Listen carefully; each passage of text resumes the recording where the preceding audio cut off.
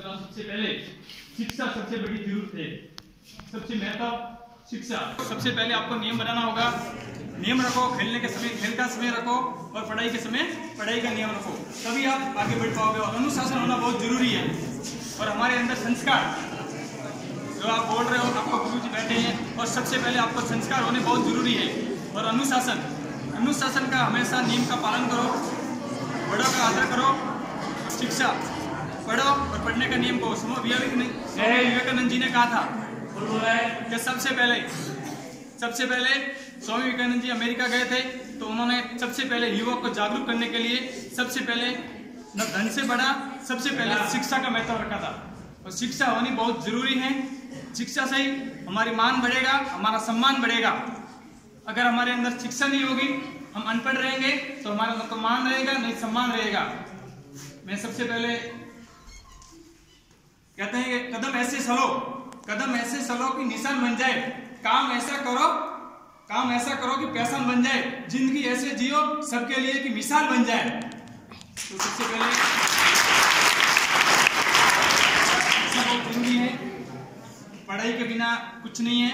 और मैं सबको यही कहना चाहता हूँ, पढ़ो और पढ़ लिख कर आगे बढ़ो और अपना लक्ष्य बनाओ। अगर आप पढ़ना चाहते हो, अपना नियम रखो कि मैं पढ़कर ऐसा कुछ बनूंगा।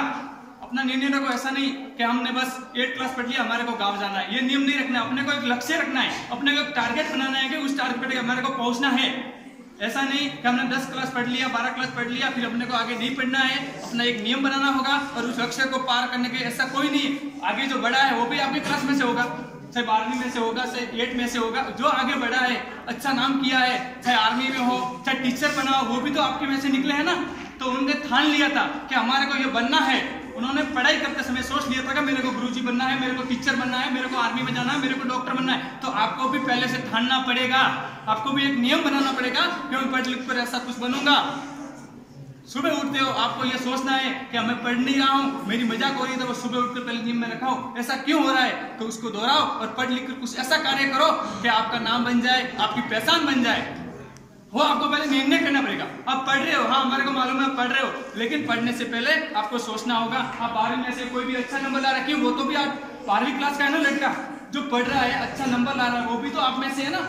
कमी क्या है? कमी यही है कि हम सोच रहे नहीं, हम नहीं कर पाएंगे। क्यों नहीं कर पाएंगे? वो अपने को एक लक्ष्य करना है।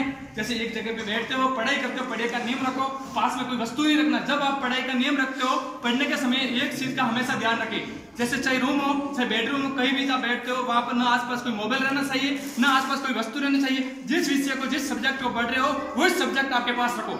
जिस सब्जेक्ट को आज, जैसे आपने आज इंग्लिश का नियम लिया है, तो वो इंग्लिश की किताब ही आपके पास रखनी चाहिए। आलतू फालतू कोई भी वस्तु पास में मत रखो और आपका पूरा ध्यान पूरी बुक के अंदर रहना चाहिए। और उसका एक नियम बना लो, सुबह 5:30 से 7 बजे तक, सुबह का टाइम 5:30 से 7 बजे की पढ़ाई का नियम बना लो। और शाम का जैसे आपको खेलने का मन कर रहा है, तो आपको समझ लो कि आपको 5 बजे खेलने का टाइम है, तो उस समय खेलो। लेकिन उसके बाद भी जैसे आप टाइम फ्री रहते हो, उस समय आपको नियम बनाना है कि इस टाइम पे हमारे को पढ़ाई करनी है, तभी आप आगे बढ़ पाओगे। आपका ख्याल तो घूम रहा है बाहर और आप दे रहे हो पढ़ाई में ध्यान, आप नहीं कभी भी नहीं पढ़ पाओगे। इसलिए आपका नियम, आपका लक्ष्य, आपका टारगेट आपको खुद को निश्चित करना है। ये बात आप ध्यान रखना। धन्यवाद, सभी को शुभकामनाएं।